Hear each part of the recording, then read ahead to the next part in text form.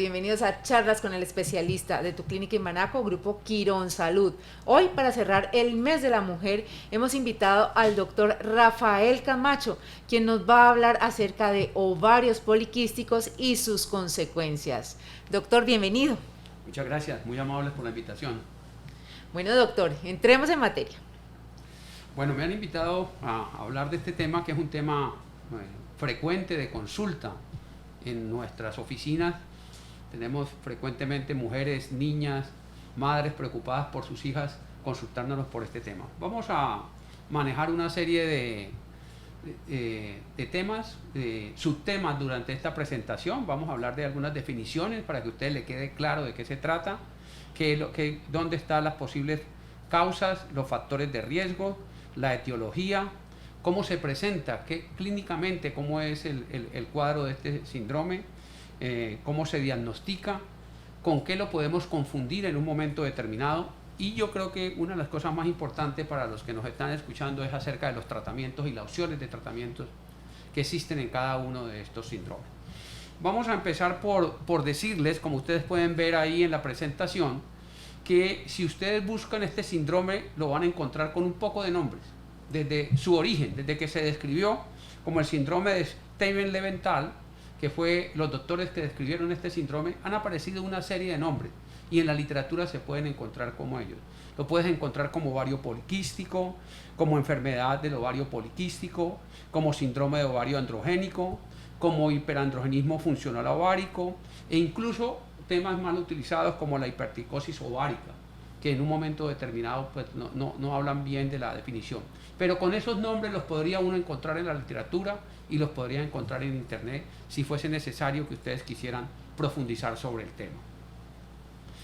Es importante en este tema que estamos hablando de un síndrome, y es importante diferenciar entre enfermedad y síndrome. Cuando nosotros hablamos de enfermedad, estamos hablando como una entidad que aparece como consecuencia de una causa concreta. Y ustedes lo pueden ver ahí subrayado en la diapositiva.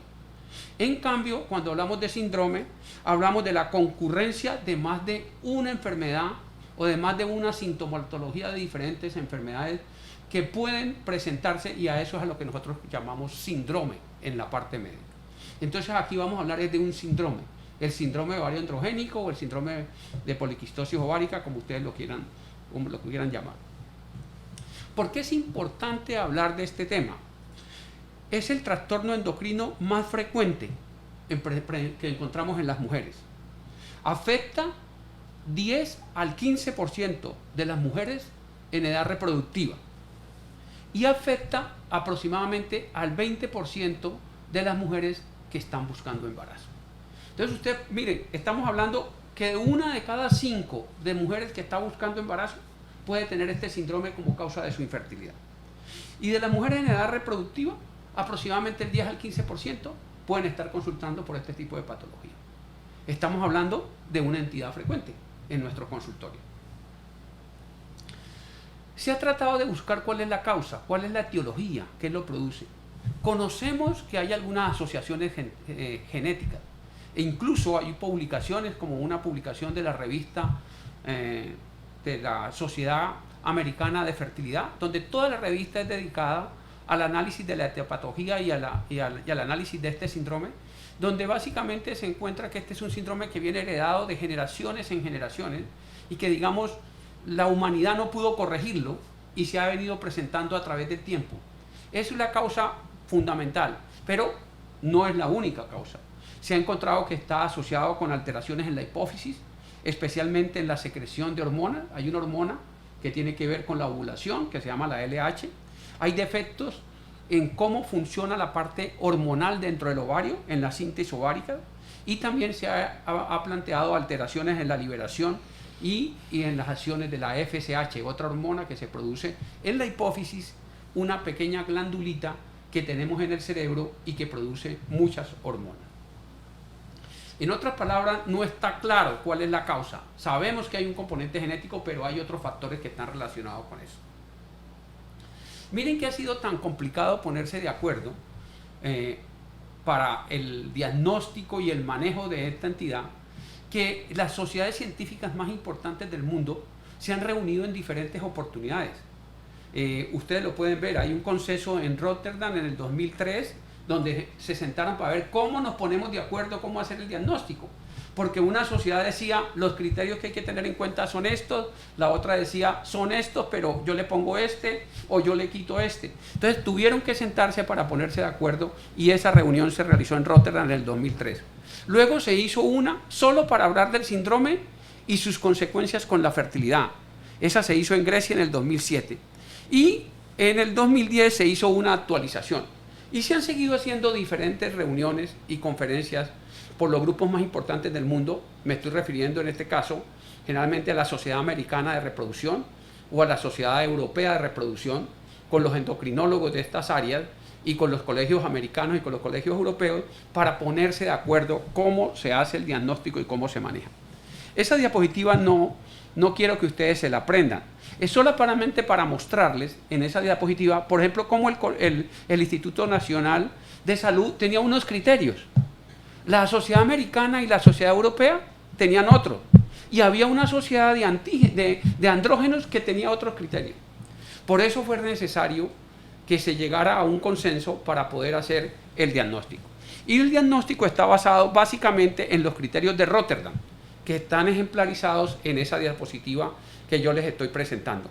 Se la voy a poner más sencilla, se la voy a presentar en esta otra diapositiva que está acá, donde ustedes pueden ver los 3 criterios que son necesarios para hacer el diagnóstico de este síndrome. Nuevamente, síndrome ovario poliquístico, síndrome ovario androgénico, poliquistosis ovárica, síndrome de Stelnier, como ustedes quieran llamarlo, como aparece en la literatura. Hay 3 criterios que son los 3 criterios importantes que se deben de tener en cuenta, de los cuales para poder hacer el diagnóstico debemos de tener por lo menos 2. ¿Cuáles son los 3 criterios? 1, que la mujer tenga trastornos del periodo. ¿A qué nos referimos en trastornos del periodo? Nos referimos que generalmente tiene atrasos menstruales. Ya no le viene su periodo cada 28, cada 30 días, sino que le viene cada 35, cada 40 días, o incluso hay veces le viene cada 2 meses o cada 3 meses. Ese es un criterio para poder sospechar el diagnóstico de este síndrome. El otro es que tenga signos de androgenización. Y nosotros hablamos de hiperandrogenismo, que puede ser clínico o bioquímico. ¿Qué significa lo uno y lo otro? Bioquímico significa que nosotros le encontremos en las mediciones en la sangre los niveles de andrógeno en las mujeres por encima de sus valores normales. Y clínicamente se refiere a que ese hiperandrogenismo se refleje en la mujer. ¿Cómo se refleja? Se puede reflejar con acné, se puede reflejar con hirsutismo, con aumento de vello en áreas donde no debía de estar. Se puede reflejar con una piel grasosa, se puede reflejar con caída del cabello. Esos son signos de hiperandrogenización en términos generales, porque no son severos, son manifestaciones de este síndrome. Cuando ya tenemos signos severos, tenemos que sospechar otro tipo de enfermedad. Y el tercer criterio que se utiliza es el que más frecuentemente nos llega a los consultorios, donde las mujeres nos llegan diciendo: doctor, yo tengo una poliquistosis ovárica o un síndrome ovario androgénico porque me hicieron esta ecografía y en esta ecografía me encontraron un montón de folículos, un montón la gente habla de quistes en los ovarios. Es importante tener en cuenta que este es uno de los 3 criterios. Con ese solo criterio no se hace diagnóstico. Para poder hacer el diagnóstico tenemos que tener alguno de los otros 2. Y también es importante tener en cuenta que encontrar bastantes folículos antrales es común en las mujeres jóvenes. Entonces deja de ser muy específico este hallazgo. Porque si yo en todas las mujeres jóvenes encuentro aumento de folículos antrales, de estos que la gente llama quistes en los ovarios, pues no me es tan fidedigno ese solo criterio. Necesito alguno de los otros 2 para poder llegar al diagnóstico. Hay una imagen ecográfica que nos hace sospechar más que estemos ante ese síndrome, que es cuando se presentan estos folículos antrales alrededor del ovario como formando un rosario.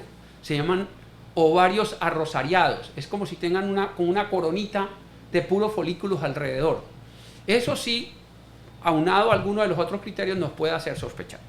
Entonces quiero concluir en esta parte del diagnóstico diciéndole que el diagnóstico se hace con 2 de estos 3 criterios, de los que les acabo de nombrar. Uno de los problemas que les mencionaba es el hirsutismo. ¿Qué es el hirsutismo? Es una afección en la mujer que se resulta del crecimiento excesivo del vello, un vello oscuro o grueso, con un patrón similar al que tienen los hombres. Les aparece vello en la cara, en el pecho, en la espalda. Generalmente se debe a un aumento de las hormonas masculinas. Ahí les muestro unos ejemplos de el aumento de vello. Ustedes pueden ver esas 4 mujeres donde ustedes tienen una distribución de vello muy parecida a la distribución de vello que tienen los hombres.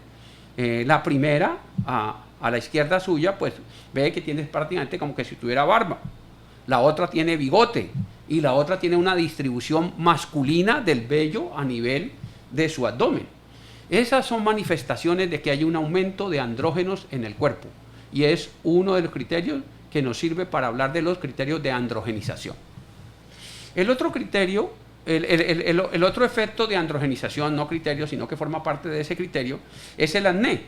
Como ustedes saben, el acné es una enfermedad de la piel que se caracteriza por inflamación de las glándulas sebáceas y la aparición de espinillas y granos, especialmente en la cara y espalda. Yo creo que ese no necesita mucho más explicación.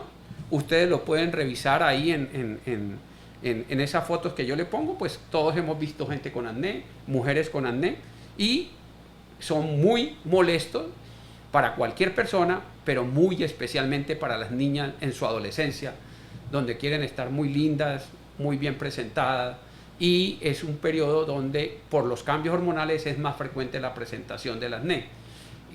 El problema de esto es cuando es exagerado o cuando el manejo se dificulta o cuando ya se presenta tardíamente en la vida, porque ya no tiene que ver con estos cambios de la adolescencia, de pasar de niña a mujer, sino que ya estamos hablando de que hay un aumento en los andrógenos en la sangre de esta paciente.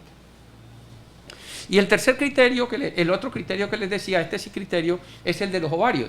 Así son los ovarios, como yo les estoy mostrando esta diapositiva ahí, son los ovarios de las mujeres que tienen muchos folículos antrales. A las mujeres generalmente no les hablan de folículos antrales, generalmente le dicen que tienen quistes en los ovarios. Entonces llegan asustadas, doctor, yo estoy llena de quistes en los ovarios. Bueno, quiero decirles que todas las mujeres, y especialmente las mujeres jóvenes, tienen muchos folículos antrales. Folículos antrales en los sitios donde están los ovulitos que van a crecer y que después podrían ser aptos para llegar a alcanzar un embarazo. Es normal que en la vida reproductiva de la mujer haya muchos al principio.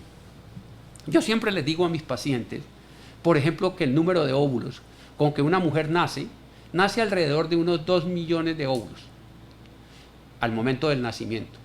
Pero cuando les viene su periodo por primera vez, su número de óvulos ya ha decaído a 500.000. Y estamos hablando de los 12 años, de 2 millones ha pasado. Y cuando la mujer llega a los 35 años, ya de los 500.000 no les queda sino 50.000. Aprovecho esta diapositiva para decirles, la recomendación de fertilidad en general de todas las sociedades científicas es que las mujeres deben de tener todos sus hijos antes de los 35 años. Y la explicación está dada en eso, en que a partir de los 35 años van a haber menos óvulos, los óvulos ya llevan 35 años en los ovarios de esa mujer y el riesgo de tener un niño con problemas cromosómicos aumenta. Bueno, volvamos al tercer criterio, que es el de ovarios poliquísticos, que es como les estoy mostrando esa diapositiva que está ahí. Hemos hablado de diagnóstico, hemos hablado de causas y yo les he puesto ahí entre paréntesis genética para ejemplarizarle que sí hay unos factores genéticos que se han encontrado asociados con la presentación de este tipo de síndrome. Vamos a hablar de otros aspectos relacionados con este síndrome.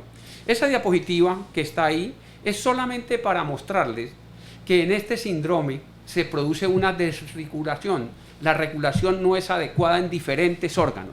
Hay alteraciones en la regulación de las hormonas en los ovarios, hay alteración de las hormonas a nivel hipotalámico y en diferentes partes del cuerpo se puede presentar alteraciones.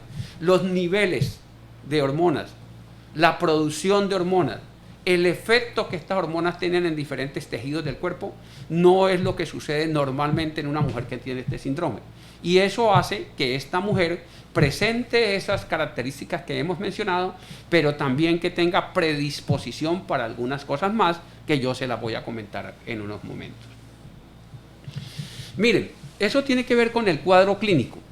Estas mujeres presentan problemas de ovulación, anovulación. ¿Qué significa anovulación? Que no ovulan. En un 20 a 50% de las mujeres que tienen este síndrome tienen problemas para ovular. Presentan los problemas de androgenización, que yo les mostré hace un momento con las diapositivas y con las fotos que presentamos. El hirsutismo, que es el aumento del vello en diferentes partes y con un comportamiento más hacia la parte masculina, se presenta en un 65 a 75%. El acné en un 15 a 25%. Y la alopecia, que es la calvicie, se puede presentar o problemas en el cabello en un 10%. Además, estas mujeres pueden presentar obesidad visceral a nivel abdominal en alrededor de un 50%. Y un grupo de ellas pueden presentar resistencia a la insulina. Es un estado donde la insulina no puede actuar adecuadamente en el cuerpo. Recuerden que la insulina es la hormona encargada de regularizar el azúcar en la sangre. Hay resistencia a eso y eso se manifiesta con una manifestación dermatológica que se llama acantosis nigra. ¿Y cómo es? Es que las mujeres presentan unas áreas oscuras a nivel del cuello, unos pliegues axilares e inguinales mucho más pronunciados, más oscuros, y podemos, si tenemos una paciente con este síndrome y esas características, podemos sospechar que tiene una resistencia a la insulina, y existen una serie de pruebas que el médico tiene la potestad de hacer, la capacidad de hacer y decir si hay o no resistencia a la insulina, porque esto tiene un manejo especializado. Y por último, si las mujeres tienen problemas para ovular, pues van a tener problemas para embarazarse. Y hay un grupo de pacientes que su consulta es: doctor, estoy buscando embarazo y no lo he alcanzado. Y cuando uno hace el interrogatorio, hace el examen físico, se encuentra que está ante una paciente que presenta este síndrome. Al tener este síndrome, la paciente no ovula, y al no ovular, pues no hay la posibilidad que se pueda embarazar. En un momento les voy a explicar qué se hace en cada uno de estos casos en términos generales. ¿Qué es importante también a tener en cuenta? Y esto me parece que es un hecho fundamental para que las pacientes que sufren esto o que algún familiar lo tenga, lo conozcan y sepan por qué se necesita tratamiento. Miren, en el tiempo, hasta el 80% de estas pacientes pueden llegar a ser obesas. Este es un problema complicado. Hasta un 50% de estas pacientes pueden hacer resistencia a la insulina.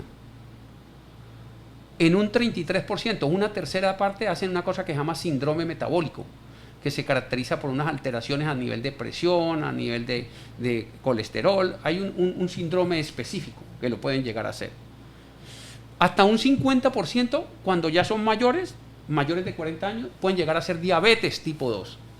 Diabetes tipo 2 es aquella que generalmente no requiere insulina. Pueden hacer enfermedades cardiovasculares. Un pequeño porcentaje de estas pacientes, por mantener un estro persistente. ¿Qué significa un estro persistente? Como no ovulan cada mes, los estrógenos, no hay ovulación, los estrógenos se mantienen altos por más tiempo. Al mantenerse altos por más tiempo, estimulan el endometrio, que es la capa interna del útero. Y ese estímulo constante durante tanto tiempo puede llegar a producir alteraciones en el endometrio, y un pequeño porcentaje de estos pueden llegar a ser cáncer de endometrio. Hablamos de que pueden producir obesidad, y la literatura también menciona que estas pacientes tienen más posibilidades de hacer depresión y hacer un hígado graso en el tiempo. ¿Por qué les hago énfasis en estas morbilidades asociadas? Porque si yo tengo un diagnóstico temprano y lo intervengo temprano, voy a disminuir la posibilidad que cada uno de estos problemas a largo tiempo que se me puedan presentar, yo los pueda disminuir o los pueda manejar. Si yo logro que la paciente no se me haga obesa, pues voy a tener menos riesgo de que se me haga diabética, voy a tener menos riesgo de que me haga una resistencia a la insulina, voy a tener menos riesgo de que me haga una enfermedad cardiovascular. Entonces, si yo logro que la paciente menstrue regularmente, pues voy a tener menos riesgo de que me haga un cáncer de endometrio. Esa es una de las importancias de hacer un diagnóstico temprano y que una paciente de estas tenga un diagnóstico ojalá inicial, cuando empieza a presentar la patología. Y esta diapositiva que les estoy presentando en este momento es para decirle que no solamente tiene implicaciones hacia el futuro de la vida.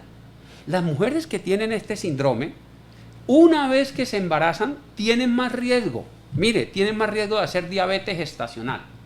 ¿Qué significa diabetes gestacional? Diabetes gestacional significa que una mujer que no es diabética, al estar embarazada, se convierte en diabética. Y un buen número de ellas, después de que terminan el embarazo, vuelven a ser normales. Un pequeño porcentaje pueden quedar diabéticos. Pero ¿por qué es importante saber que existe este riesgo? Porque las mujeres diabéticas gestacionales tienen más riesgo de niños con malformaciones, tienen más riesgo de niños macrosómicos, niños grandotes, tienen más riesgo de niños con ruptura prematura de membrana, tienen más riesgo de tener niños con abundante líquido en la cavidad amniótica, con una cosa que se llama polidramio. Tienen más riesgo de que los niños puedan necesitar ir a una unidad de recién nacidos. Entonces, ahí está la importancia de hacer un manejo adecuado. Estas pacientes también tienen más riesgo de hacer hipertensión durante el embarazo, de tener partos prematuros, de hacer una enfermedad que se llama preeclampsia. Es una enfermedad grave, solamente se le da a la especie humana. Se caracteriza ¿por qué? Porque la mujer se hincha, se dematiza, como decimos médicamente, tiene aumento de su presión arterial y empieza a botar proteínas en la orina. Esta enfermedad, cuando se presenta en el embarazo tempranamente, es una complicación muy difícil de manejar, porque generalmente estas pacientes no mejoran sino cuando terminan el embarazo. Cuando se nos presenta al final del embarazo, pues terminamos el embarazo y el bebé tiene muchas posibilidades de salir adelante. Pero si se nos presenta a nivel de la semana 28, 30, 31, 32, pues las posibilidades de que el niño salga en buenas condiciones se dificultan, porque son niños de bajo peso y con baja edad gestacional. Pueden presentar retardo en el crecimiento. ¿Qué quiere decir eso? Que los niños pueden tener mucho menos peso del que debían de tener, del promedio. Están por debajo del promedio de los niños que nacen para la edad gestacional. Y en estos niños aumenta la morbimortalidad perinatal. ¿Qué quiere decir? Que al nacer estos niños tienen más posibilidades de tener enfermedades y de morir. Por eso es muy importante conocer de este síndrome. Si usted lo tiene o alguno de sus familiares, es importante que haga una consulta a un especialista del campo para que le haga un manejo adecuado. Esta diapositiva no me quiero explayar en ella, solamente para decirles que el especialista, pues, al presentarse un cuadro similar al que hemos hablado, debe diagnosticar otras enfermedades, descartar que lo que la paciente está presentando es otras enfermedades, como que tiene aumento de una hormona que se llama la prolactina, o que tiene una enfermedad que se presenta tardíamente, que también tiene un componente genético que se llama hiperplasia suprarrenal congénita. Bueno, y no me voy a poner a hablarles del resto que están ahí, solamente quiero dejarles el mensaje que es importante que sea vista con un especialista para que diagnostique que sí se tiene ese síndrome y que no se tiene otro tipo de enfermedad. Vamos al final de la presentación, y es ¿cuál es el tratamiento? Yo siempre lo resumía en 3 palabras, ahora lo he agrandado un poquito más. Yo les digo a los pacientes, ¿qué es lo que usted quiere? ¿Regularizarse? ¿Qué es lo que usted quiere? ¿Embarazarse? ¿Qué es lo que usted quiere? Planificar.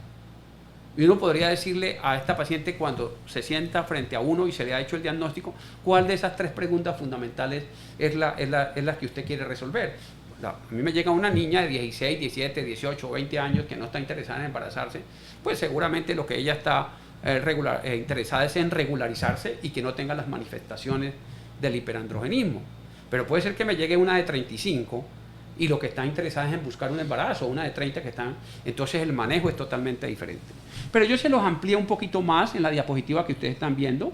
¿Qué quiere? Regularizarse, planificar, embarazarse, bajar de peso. Recuerden que estas pacientes tenían aumento de peso, manejo del hirsutismo, aumento de ese vello exagerado que tenía, manejo de la resistencia a la insulina o disminuir los riesgos. ¿Cuál era el propósito de la paciente cuando se sienta? El médico tiene que orientar a la paciente para que tome la mejor decisión. Hablemos de un concepto básico en todos los tratamientos de estas pacientes. todas estas pacientes tienen que tener un cambio en el estilo de vida. Y eso significa, para cualquier tipo de tratamiento que se haga, dieta y ejercicio. Dieta para disminuir la ingesta de calorías y disminuir la posibilidad de aumentar de peso. Y ejercicio, pues para aumentar el consumo de esas calorías que se están ingiriendo. Eso es fundamental, el cambio en el estilo de vida en cualquiera de los tratamientos que se hacen. Ahora, nos llega una niña que no tiene vida sexual activa, se le recomienda cambio en el estilo de vida, pero no tiene relaciones, ella solamente quiere regularizarse y no tiene ningún signo de androgenización, solamente tiene atrasos con un síndrome de ovario poliquístico. Pues esa paciente posiblemente nosotros le tenemos que dar una hormona que se llama progesterona al final del mes para que le esté viniendo su periodo cada mes. Pero me puede llegar la misma niña que tenga la misma edad, la misma situación, pero tiene signos de androgenización. Signos de androgenización es lo que les hablé hace un momento, del acné, del hirsutismo. Pues en esa paciente deberíamos de utilizar anticonceptivos. Ahora, nos llega la misma niña, como les dije hace, con vida sexual activa, esa sí requiere anticonceptivos. Y el anticonceptivo ya va, además de las otras cosas, ¿no es cierto?, va con el propósito de ayudarle en su planificación. En los dos ejemplos anteriores le estábamos ayudando, en el uno a regularizarse, en el otro a regularizarse y manejar sus signos de androgenización. Pero aquí tenemos que intervenir también la posibilidad de que la niña se embarace o la paciente se embarace. Y si ella no está interesada en embarazarse, pues nosotros deberíamos de utilizar anticonceptivos que nos van a servir para regularizarla, para manejarle los signos de androgenización y para protegerla del embarazo. Una palabra general con relación a los anticonceptivos.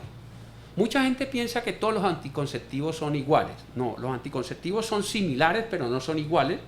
Los anticonceptivos, en términos generales, tienen dos hormonas, aunque hay anticonceptivos de una sola hormona, que se utilizan para, su palabra lo dice, anticoncepción. La mayoría de los anticonceptivos combinados, pues los anticonceptivos combinados tienen dos hormonas. Una hormona que se llama estrógeno y una hormona que se llama progestágeno. Esta segunda hormona que se llama progestágeno, hay un montón de progestágenos. Nosotros podríamos hablar de efectos que tienen los progestágenos, pero yo me voy a limitar solamente a los efectos antiandrogénicos. Me estoy refiriendo a los efectos contra el hirsutismo, contra el acné, contra los efectos androgénicos que tiene este síndrome. Entonces, si nosotros tenemos anticonceptivos que tienen solamente levonorgestrel, uno podría decir que ese tiene muy poquito efecto antiandrogénico. Pero si yo tengo un anticonceptivo que tiene acetato de ciproterona, si este tiene 1, este tiene 100. Entonces, cuando nos enfrentamos a una niña o a una mujer o a una paciente que nos consulta porque necesita que nosotros utilicemos un anticonceptivo que tenga efectos antiandrogénicos, nosotros tenemos una cantidad de anticonceptivos para utilizar con diferente potencia, que podemos ir desde nada de potencia antiandrogénica hasta una potencia muy grande, donde la encontramos básicamente los dos en el acetato de ciproterona, que tiene casi el 100%, si le pusiéramos un potenciaje del 100%, y el dienogés, que es otro anticonceptivo. Pero pues existen una variedad de anticonceptivos para utilizar en este tipo de pacientes. Eso con relación a eso. Ahora, cuando nos enfrentamos a pacientes con cambios dermatológicos, es muy importante que el ginecólogo o el especialista de reproducción o de medicina reproductiva, además de lo que hemos dicho de dieta, ejercicio, haga un tratamiento, primero haga una evaluación para descartar las patologías asociadas que dijimos que no nos puedan estar produciendo este tipo de manifestaciones. Y se puede hacer, yo lo hago así, donde hacemos un manejo en conjunto con dermatología. La dermatóloga, en este caso la doctora María Isabel Barona, ella maneja la parte dermatológica, toda la parte de piel, toda la parte del manejo cutáneo, donde ellos son los especialistas, y nosotros hacemos los estudios básicos endocrinos y nos ayudamos con los anticonceptivos. Hacemos un manejo en conjunto. Entonces, digamos que mi recomendación, cuando la consulta es muy dermatológica, secundaria a este trastorno, pues se haga un manejo en conjunto entre dermatología y ginecología. Y vamos al último tema para tratar, que es el tema de la infertilidad. Como dijimos que esta que esta entidad se presentaba y una de las consecuencias de presentar este síndrome es la infertilidad. Miren que el 70 al 80% de estas pacientes, como se los dije al iniciar la charla, no ovulan. Y al no ovular, pues no se embarazan. Y por eso les aparece esa flecha dirigida hacia que esas pacientes tienen problemas de fertilidad. Quiero hacer un comentario aquí. No todas las pacientes que no ovulan un mes no van a ovular al otro. Algunas de estas pacientes ovulan unos meses y otras no ovulan. Otros meses sí ovulan. Entonces estas pacientes ocasionalmente pueden embarazarse sin ningún tipo de tratamiento. Pero digamos que es común la consulta porque no se embarazan, porque tienen ciclos anovulatorios. En otras palabras, porque no están ovulando. ¿Qué se ha encontrado? La literatura y los estudios muestran que muchas de estas pacientes con perder del 5 al 10% de peso mejoran sus ciclos, la cantidad de menstruaciones que presentan. O sea, si presentaban 6 al año, ya pueden presentar 8, 9 o las mismas 12 al año. Y eso puede ser suficiente, la pérdida de peso, para que la paciente se embarace. Y por último, quiero presentarles esta diapositiva que es casi de las últimas, donde dice que el manejo de este tipo de síndrome es de acuerdo a unos niveles que nosotros establecemos. Una complejidad baja, complejidad media y complejidad alta. Nosotros a estas pacientes que no se embarazan podríamos tratarlas solamente con medicaciones orales para inducirles que ovulen, y por eso podría llegar a ser suficiente. Pero algunas requieren más que medicaciones orales, requieren que nosotros les demos medicaciones inyectables, se llaman gonadotropinas. Y algunas que no responden podrían requerir hasta una cirugía que ya se hace muy poco, que la dejamos como última alternativa, que se llama drilling ovárico, donde nosotros entramos, hacemos una laparoscopia y le hacemos unos pequeños huequitos, digamos, en los ovarios, disminuimos la corteza y eso hace que algunas de estas pacientes mejoren y ovulen y se puedan embarazar. Pero si haciendo todas estas cosas nosotros no logramos que la paciente se embarace, nosotros podríamos llegar a necesitar fertilización in vitro. ¿Qué es la fertilización in vitro? Pues la fertilización in vitro es el tratamiento de más alta complejidad que existe para manejar las pacientes con problemas de fertilidad, y dentro de eso entraría este tipo de pacientes que no han respondido a los otros tipos de tratamiento. En la fertilización in vitro, sencillo, voy a dar una explicación corta. Nosotros lo que hacemos es que le damos hormonas para que la mujer, en vez de producir un óvulo, produzca 5, 6, 10, 15, 20 óvulos. Una vez han crecido, a los 12 días llevamos a esa paciente a sala de cirugía, a través de la vagina sacamos esos óvulos los fertilizamos en el laboratorio y esperamos entre 3 y 5 días el desarrollo del embrión. Cuando ya tenemos los embriones desarrollados, en el tercer o quinto día, se lo transferimos a la paciente a la cual le hemos sacado los óvulos. Y eso se puede hacer en el mismo ciclo donde sacamos los óvulos, o se puede hacer posteriormente. Pero digamos que ese es el tratamiento de más alta complejidad, que generalmente pocas veces llegamos allá en este tipo de pacientes. Por la gran mayoría de pacientes solamente con los primeros pasos pueden llegar a ovular y pueden llegar a alcanzar el embarazo. Puede ser que la paciente quiera bajar de peso y ahí entran a jugar otros factores que los voy a mencionar muy someramente. La dieta y el ejercicio, como lo hemos hablado, puede empezar a jugar un papel muy importante. La metformina, especialmente en aquellas con resistencia a la insulina y algunos hipoglicemiantes, y en pacientes que tienen ya una obesidad que llamamos obesidad mórbida. ¿Qué es la obesidad mórbida? Nosotros los médicos hacemos una cosa que se llama índice de masa corporal, en la cual nosotros hacemos una relación entre la altura y el peso. Se considera que es normal cuando está entre 18 y 25. Si la persona tiene debajo de 18, está desnutrida. Si está por encima de 25 a 30, tiene sobrepeso. Y si está por encima de 30, está en obesidad. Y se llama obesidad mórbida cuando está por encima de 40. ¿Por qué se llama mórbida? Porque ya se sabe que la obesidad a ese nivel produce enfermedades en la persona que está tan obesa. Entonces, a esas pacientes en un momento determinado podrían llegar a requerir cirugía.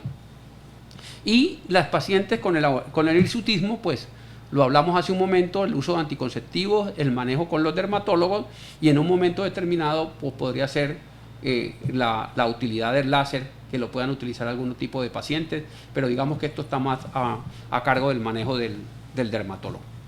Pues muchísimas gracias, y esa era la presentación que yo quería hacerles. Claro que sí, doctor, muy interesante su presentación, muchas gracias por ello, y aquí tenemos algunas preguntas que nos llegan desde redes sociales. Por ejemplo, tenemos a Luisa que pregunta, ¿hay alguna alternativa al tratamiento con anticonceptivos? Si Claro, hay algo diferente. Claro, depende de lo que la paciente, como lo dije, depende del caso y de lo que la paciente quiere. Si la paciente no tiene vida sexual, podemos utilizar progesterona.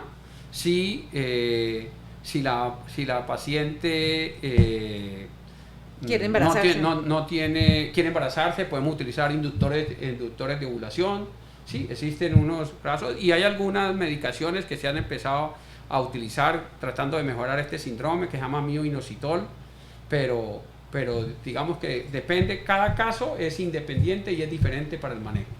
Bueno, y nos pregunta Kerly Miranda, que también va a orientar la pregunta hacia esa parte del embarazo.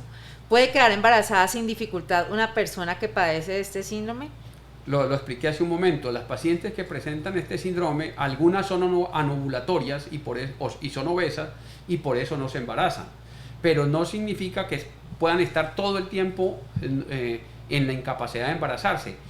Tienen menos ciclos, pero de pronto en alguno de esos ciclos que ovula puede llegar a embarazarse sin ningún tipo de tratamiento. Bueno, aprovecho también para decir cuándo se debe buscar ayuda. Nosotros hablamos de infertilidad cuando una mujer lleva un año de vida sexual activa sin planificar y que no alcanza el embarazo. Entonces, si una mujer lleva 1 año teniendo vida sexual activa y no está planificando y no se embaraza, pues esa mujer ya clasifica como infértil. ¿Y por qué clasifica como infértil? Porque el 85% al 90% de las mujeres que hacen eso, tener relaciones sexuales sin planificar, se embarazan, frecuentes. Nos queda un 10 al 15%. Incluso si nosotros esperáramos otro año más, se nos van a embarazar entre el 90 y el 95% en el segundo año. Entonces, esas mujeres que no se han embarazado clasifican como infértiles y deberían de buscar ayuda. Además, porque uno no se puede quedar pensando que solamente la infertilidad es causa del síndrome de ovario androgénico. Pues, muchas veces tenemos el síndrome de ovario androgénico, pero tenemos con que el hombre tiene pocos espermatozoides, o que los espermatozoides casi no se mueven, o que la vitalidad de los espermatozoides es poca. Entonces, tenemos que descartar otros factores. O la mujer puede tener este síndrome, pero además puede haber tenido un daño en las trompas. Entonces, la causa de la infertilidad no solamente es el síndrome, sino la causa puede ser un daño tubárico, una obstrucción en las trompas. Entonces, se requiere una evaluación en un momento determinado. Pero la respuesta concreta es: algunas mujeres que tienen este síndrome se pueden embarazar espontáneamente sin necesidad de tratamiento. Y nos pregunta Aida Lucy, dice, soy paciente de 54 años con un mioma intramural. En la última ecografía este elemento ha disminuido de tamaño. Me han enviado tratamiento hormonal con Depotrin inyectable y me han sugerido la esterectomía. ¿Se puede hacer una laparoscopia como tratamiento? Bueno, salimos de tema, no tiene que ver nada con el tema. Aquí estamos hablando ya de miomatosis y posmenopausia, generalmente. Yo el concepto general, sin conocer todo el caso, lo que le puedo decir: si el mioma no es muy grande, el mioma está disminuyendo de tamaño y no causa ningún tipo de problema, podría no requerir ningún tratamiento. Lo que nosotros sabemos es que los miomas en las posmenopáusicas empiezan a disminuir de tamaño. Incluso cuando nos llegan pacientes con miomas pequeños que se están acercando a la menopausia, no tienen ningún tipo de sintomatología. Por ejemplo, yo les digo, tranquila, espere que en 2 o 3 años usted va a estar en la menopausia y los miomas le van a disminuir y se puede librar de que le hagan la cirugía. Hay momentos en que tenemos que hacer cirugía. Frecuentemente estamos operando pacientes, pero toda cirugía tiene riesgo. Hasta la sacada de una uña tiene riesgo en un momento determinado. Entonces, las cirugías se tienen que hacer cuando son necesarias. Hay casos en los cuales uno puede esperar y no pasa nada. Dependería, la respuesta de la señora dependería del tamaño del mioma, si le está haciendo síntomas o no. Le escuché que dijo que se estaba disminuyendo de tamaño, y si no es muy grande, pues, y no le está causando ningún problema, podría observarse. Bueno, y si necesita operarse, claro, Muchas miomectomías las hacemos por laparoscopia, no abrimos el abdomen. Pues necesita un cirujano entrenado en laparoscopia para lo haga, pero sí las hacemos por laparoscopia. Perfecto, bueno, y por aquí hay un señor que dice, doctor, ¿el síndrome de ovario poliquístico tiene algún tipo de relación con la adenomiosis? No, la adenomiosis que yo conozca no existe ningún tipo de relación con la adenomiosis. La adenomiosis es otra enfermedad. ¿Qué es la adenomiosis? El útero tiene 3 capas. Una capa externa que se llama serosa, una capa grande que es el músculo que se llama miometrio y una capa interna que se llama endometrio. Ese tejido endometrial es el que crece cada mes y se cae y produce la menstruación. ¿Qué es la adenomiosis? Que ese tejido que está después del músculo se está metiendo dentro del músculo, se está introduciendo dentro del músculo y eso hace que el útero se ponga más blandito y algunas pacientes se quejan de dolores y otras presentan sangrados abundantes. Lamentablemente nosotros no tenemos un tratamiento que cure la adenomiosis. Cuando tenemos pacientes con adenomiosis y no tienen hijos, lo que les recomendamos es que tengan pronto sus hijos, porque la adenomiosis puede ser una causa que les dificulte alcanzar un embarazo. Nos pregunta Luz Karime Reyes, ¿qué pasa con una niña de 15 años que le han diagnosticado ovarios poliquísticos? Pues que si tiene un diagnóstico claro, primero a los 15 años hay que ver cuándo le vino el periodo, si ya tiene más de 3 años de que está menstruando, para que haya salido de su fase donde está la madurez del eje hipotálamo hipófisis, si cumple los criterios, pues esa paciente se maneja y si no tiene vida sexual y no tiene manifestaciones dermatológicas, se podría manejar solo con progesterona para que le venga cada mes su periodo.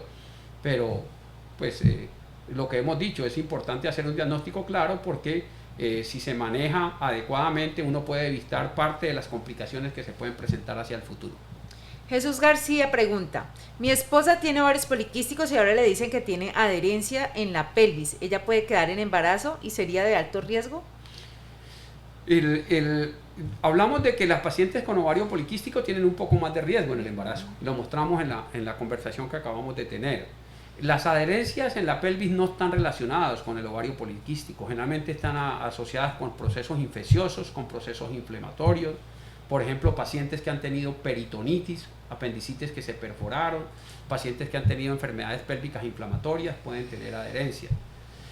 Depende de qué tanto problema están produciendo las adherencias.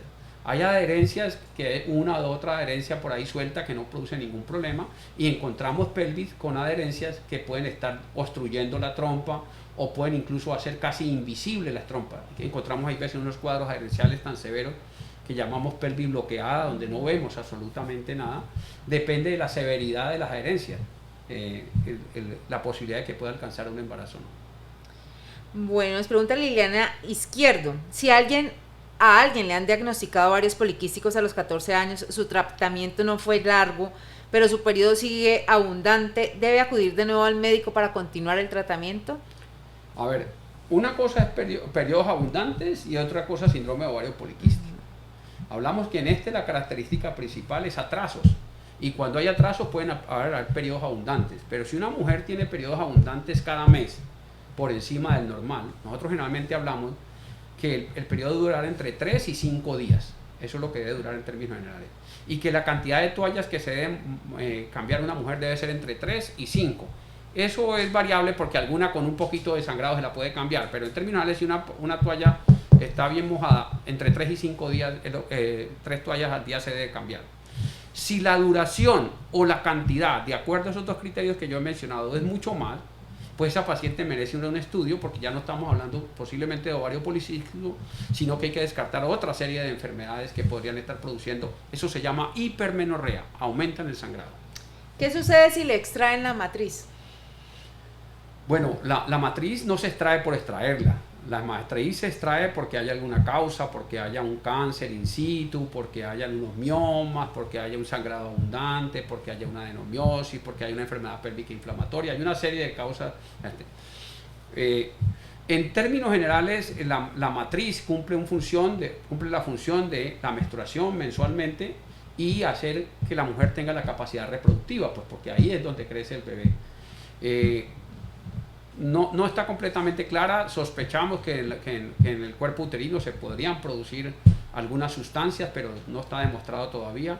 En términos generales, si a una mujer que ya ha tenido sus hijos y no requiere más fertilidad y tiene un problema de miomas o adenomiosis y se le extrae la matriz, pues va a tener una vida común y corriente y no debe tener ningún tipo de problema. Pero vuelvo, insisto, las cirugías se hacen cuando son necesarias. Muy al caso de esta pregunta, dice Daniela Rojas. Tengo 32 años, llevo 2 cirugías por ovarios poliquísticos y endometriosis. Ahora me toman una eco y tengo miomatosis, un quiste hemorrágico que opaca el ovario izquierdo. ¿Es necesaria una histerectomía? Es que la histerectomía tiene razón de ser si lo que hay es un problema en el útero. Si estamos hablando que ella tenía ovario poliquístico o poliquistosis ovárica o cualquiera de estos nombres que se le dan al síndrome y tiene endometriosis, depende de la severidad de la endometriosis de lo que está comprometiendo.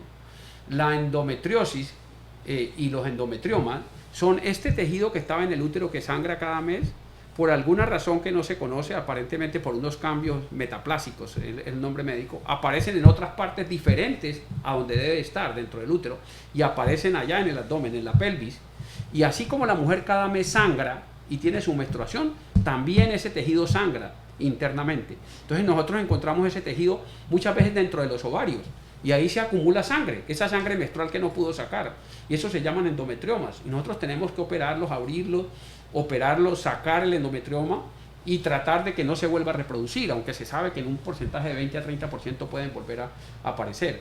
Pero la respuesta para la persona que lo pregunta es, depende de la severidad de la endometriosis. Si la endometriosis es una endometriosis severa, que comprometa la cavidad pélvica, entre esos el útero, y esté asociada con dolores menstruales severos, con dispareunia, que es dolor durante las relaciones sexuales, podría ser necesario en un momento determinado que la operen del útero.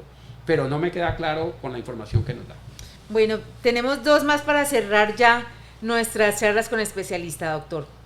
Gabriela Monroy nos pregunta, ella tiene una duda, tiene 26 años y por medio de una ecografía transvaginal le dijeron que tenía síndrome de ovarios poliquísticos, pero no tiene ninguno de los otros síntomas. De todas maneras, ¿existe la posibilidad de que requiera un tratamiento hormonal?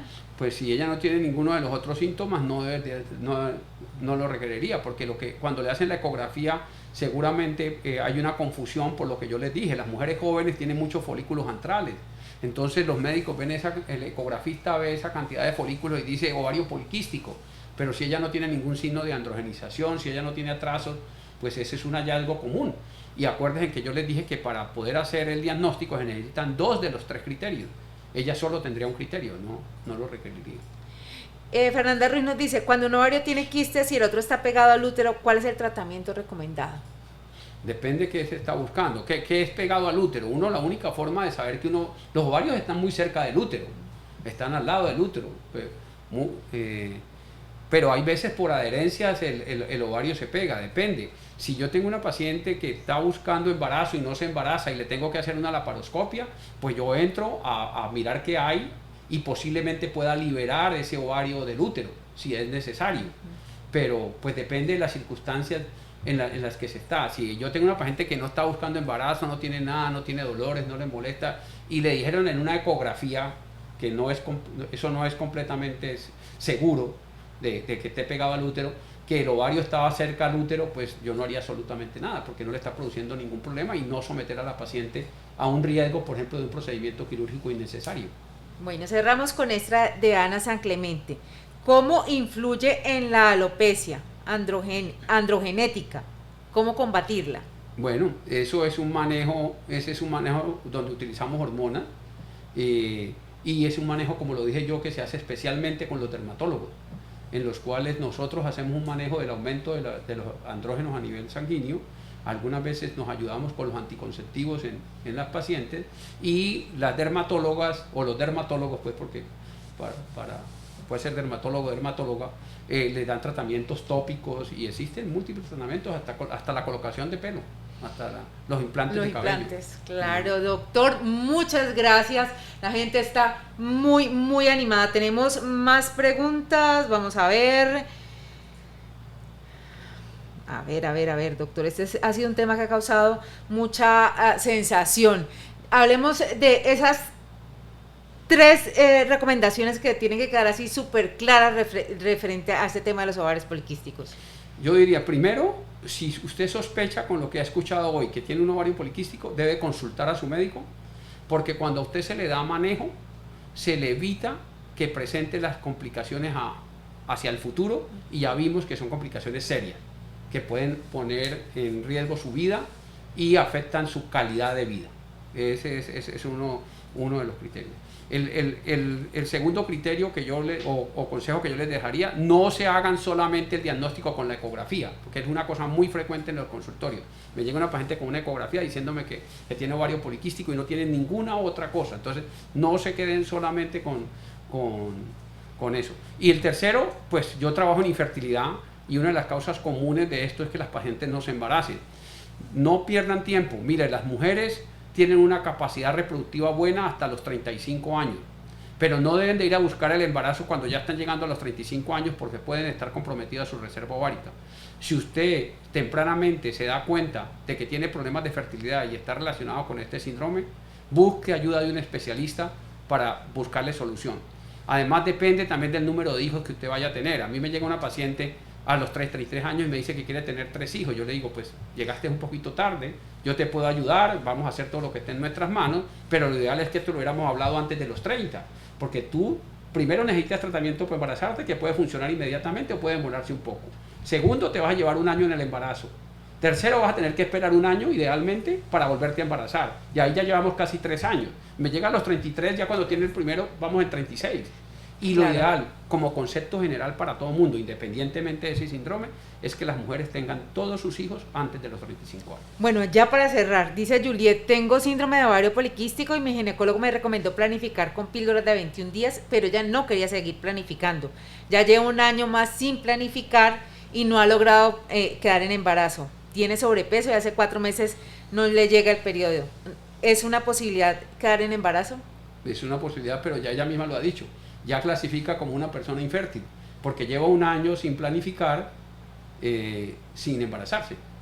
Tiene problemas de ovulación. Que se pueda llegar a quedar embarazado, sí puede pasar, porque algunas de estas pacientes ovulan ocasionalmente, pero ella es una paciente que requeriría consulta especializada.